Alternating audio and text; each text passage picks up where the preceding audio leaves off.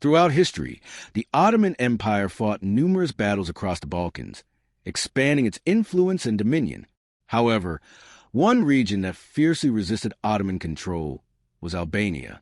The struggle in this region was led by the legendary military commander George Castrioti, famously known as Skanderbeg.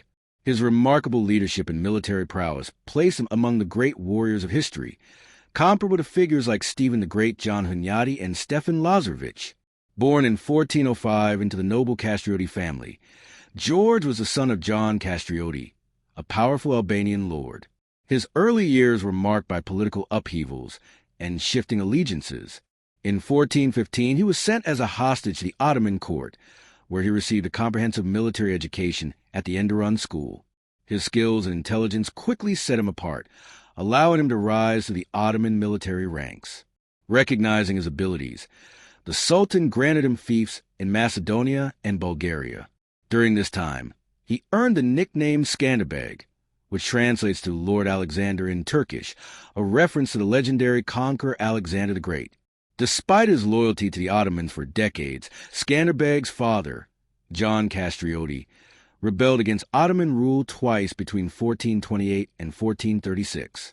These uprisings were ultimately unsuccessful, resulting in the annexation of most of his lands. Yet, Skanderbeg remained in Ottoman service until 1443, when he made a dramatic defection. During the Battle of Niš, where the Polish-Hungarian king Ladislaus III defeated the Ottoman forces, Skanderbeg and his 300 men deserted the Ottoman army. Utilizing a forged letter from Sultan Murad II, he seized control of the strategic city of Cluj. On March 2nd, 1444, Skanderbeg successfully united the local Albanian and Serbian lords, forming the League of Ljuja. This alliance became a formidable force against the Ottomans, challenging their supremacy in the region. Meanwhile, the internal power struggle between Murad II and his son, Mem II, created instability within the empire. Although Murad secured a crucial victory over crusaders led by the Ladislaus III and John Hunyadi at the Battle of Varna in 1444, the Albanian resistance remained a significant challenge. Recognizing the threat posed by Skanderbeg, Murad II dispatched one of his most capable commanders, Ali Pasha, with an army of 30,000 to quell the rebellion. Skanderbeg, aware of the numerical disadvantage faced by his 15,000 troops, strategically chose the battlefield at Torvio. He ensured his soldiers were well prepared, their morale bolstered by financial incentives and religious blessings. On the night of June 28, 1444, while the Ottoman troops celebrated in anticipation of an easy victory, Skanderbeg's forces rested, conserving their energy for the battle ahead. On the morning of June 29, 1444, the battle commenced. Skanderbeg employed a crescent formation, a tactic he had learned from his time in the Ottoman army. His infantry held the center, while archers and footmen were positioned on the flanks. Additionally, he concealed 6,000 cavalry troops on the far left and right, ready to ambush the Ottomans. The Ottoman cavalry, seeing an unprotected Albanian center, launched an assault, but Skanderbeg's footmen held their ground. Predicting an Ottoman feigned retreat, he restrained his troops from pursuing the enemy prematurely. Once the main Ottoman force engaged, Skanderbeg signaled his hidden cavalry to strike. This encirclement devastated the Ottoman army, resulting in an estimated 10,000 to 20,000 casualties, whereas Skanderbeg's forces suffered fewer than 5,000 losses. The victory at Torvio was a significant morale boost for the Albanians and a severe setback for the Ottomans. Following this triumph, Skanderbeg retreated to Cluj, knowing that the Ottomans would not relinquish their claim on Albania so easily. With the empire focused on conflict with Hungary and John Hunyadi, the subsequent Ottoman campaigns against Skanderbeg between 1445 and 1448 were relatively small in scale. Skanderbeg adeptly employed hit-and-run tactics, defeating these invasions. However, in 1448, Sultan Murad II personally led an army of 50,000 against Albania. Although Skanderbeg used scorched-earth tactics to slow their advance, the Ottomans managed to besiege the fortress of Svetograd. Despite a bold attempt to disrupt the siege, Skanderbeg was unable to prevent its fall in July. Shortly thereafter, the Ottomans redirected their forces to face John Hunyadi at the Second Battle of Kosovo in October 1448. Some accounts suggest that Skanderbeg attempted to aid Hunyadi, but was obstructed by Serbian Prince Durad Brankovic. The Hungarian defeat at Kosovo allowed the Ottomans to refocus their attention on Albania.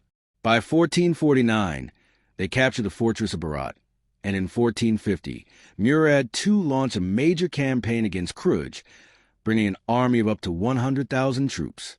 Anticipating the siege, Skanderbeg stationed his forces outside the city and appointed Vranikani as the garrison commander. Whenever the Ottomans breached the walls, Skanderbeg attacked their rear, disrupting their advances. Despite employing cannons and even attempting bribery, the Ottomans failed to capture the city and lifted the siege after 5 months. Murad returned to Edirne, where he died, passing the throne to Mehmed II. While Mehmed II prioritized the conquest of Constantinople, he sent commanders to subdue Skanderbeg. However, they suffered defeats at Modric and Mekad in 1452. Recognizing the need for external support, Skanderbeg allied with Alfonso V of Aragon, securing funds and reinforcements. However, his attempt to retake Berat in 1455 ended in failure due to mismanagement by his subordinates and the arrival of Ottoman reinforcements. With John Hunyadi's death in 1456, the Ottomans gained an advantage on the Hungarian front. In response, Skanderbeg mustered a 10,000-strong force and decisively defeated an Ottoman army of 65,000 at Albania in 1457, marking his greatest victory. Between 1460 and 1462, he assisted his ally Ferdinand of Naples in Italy before returning to the Balkans to defeat further Ottoman incursions. In 1463, Pope Pius II called for a crusade against the Ottomans, prompting Skanderbeg to break his peace treaty with the empire. However, after the Pope's death, the crusade failed to materialize, leaving Skanderbeg to fight alone. He won another decisive victory at Ohrid in 1464, but the Ottomans persisted. In 1466, Mehmed II personally led a massive invasion, besieging Cluj with up to 100,000 troops. Despite relentless assaults, the fortress held. Mehmed established Ottoman strongholds in eastern Albania but retreated. The Ottomans returned in 1467, but the results were similar. In early 1468, Skanderbeg succumbed to malaria. Despite his death, his legacy endured. Venetians continued the resistance for another decade, but in 1478, Cluj finally fell, marking the end of the Ottoman-Albanian War. Nevertheless, Skanderbeg's unwavering defiance cemented his reputation as a legendary defender of Christendom, earning him the title Champion of Christ. His impact on European history remained profound, symbolizing resistance against overwhelming odds. His name continues to be revered in Albania, and his strategies are studied by military historians worldwide. The story of Skanderbeg is one of resilience, tactical brilliance, and unyielding spirit in the face of a formidable empire.